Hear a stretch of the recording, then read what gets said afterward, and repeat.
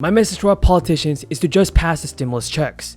The great American people need help, and they need help right now. Congress must send a $1,400 or $2,000 stimulus checks. If you folks agree with my message, then leave a comment down below saying I agree. This is your third stimulus check update, third stimulus package update, and news report. Representative Alexandria Ocasio-Cortez is pushing for a bigger stimulus check. We are facing a series of unprecedented crises, and because the American people are reaching out to us and they're saying we are hurting, we are in desperate condition, and we need help from the federal government. That is why we are responding. 500,000 people have died in this country from COVID, and many millions more have been made ill. And what the long-term impact of those illnesses are, nobody at this point knows. But certainly no one will deny that we have a pandemic crisis. And our job is to make sure that we produce the vaccines that the American people desperately need, and that we develop an effective mechanism to get it into the arms of the American people. And the truth is, and I want to thank the President and his team, we have made progress in the last month. But we still have a long, long way to go.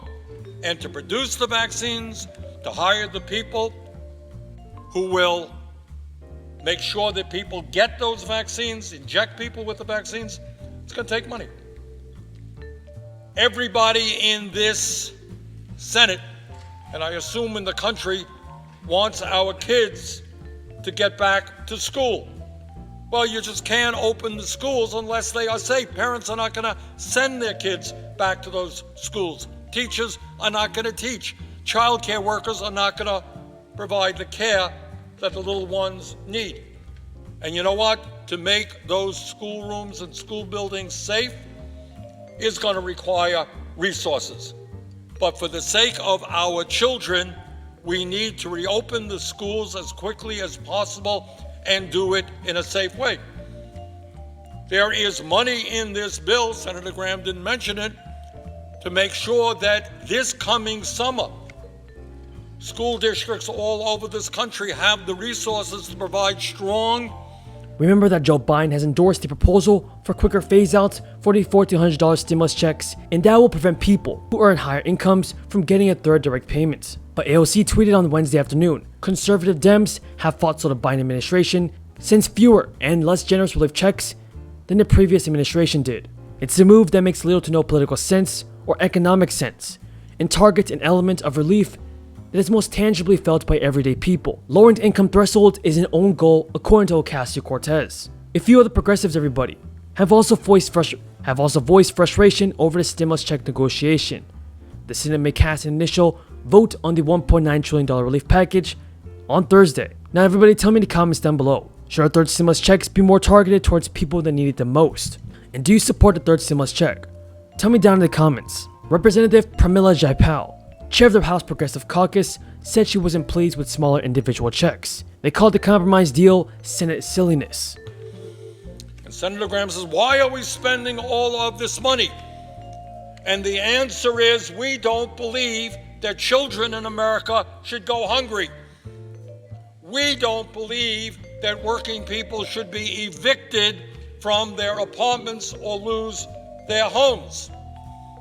We don't believe that in the midst of a pandemic, people should not be able to afford to go to a doctor. So making sure that people have those direct payments, yeah, we believe in that. We believe that if a family is struggling today through no fault of their own, having lost their income, yeah, we are going to get them a check for $1,400, and a family of four a check for $5,600. You know, there are a lot of people in this country who are doing very well. And they're wondering, what's this big deal about $1,400? That's not a lot of money. You go to a corporate lunch, a bunch of people come there, they can spend $1,400 on a lunch. But if you're struggling to put food on the table for your kids, that $5,600 for a family of four is life and death. It is dignity or desperation. People are wondering, how am I going to pay the rent that I owe after the rent moratorium, the eviction moratorium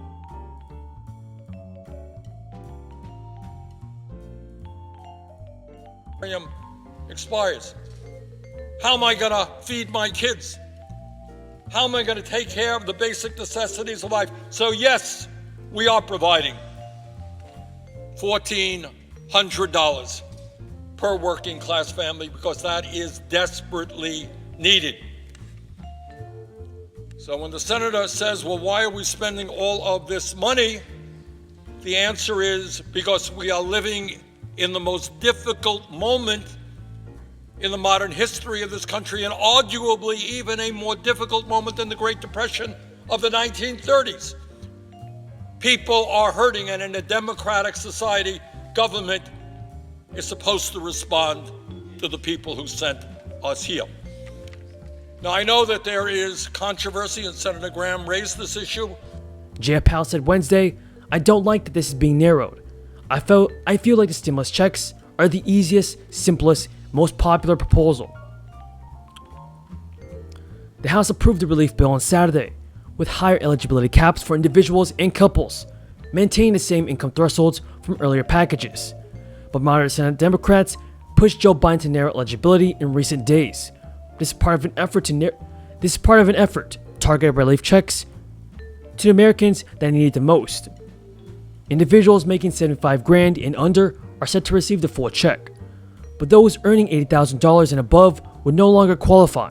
Now, if you get SSI, you can usually get medical assistance automatically. And to qualify for SSI, you must have little or no income and few resources. The value of the things you own must be less than $2,000 if you're single, or less than $3,000 for married couples living together. The Social Security Administration usually does not count the value of your home if you live in it. Done this. Using reconciliation, by the way, Mr. President, as you well know, not a new idea. When our Republican colleagues had the majority, they used reconciliation. What did they use it for? They used it for massive tax breaks for the rich. That's what they used reconciliation for. They used reconciliation in order to try to throw 32 million Americans off the Affordable Care Act, something that Trump was fervent about. And by one vote, Senator McCain, we prevented 32 million people from losing their health insurance through the reconciliation process. So our response is, you want unity? Well, you know what? We probably have more unity today in America around this package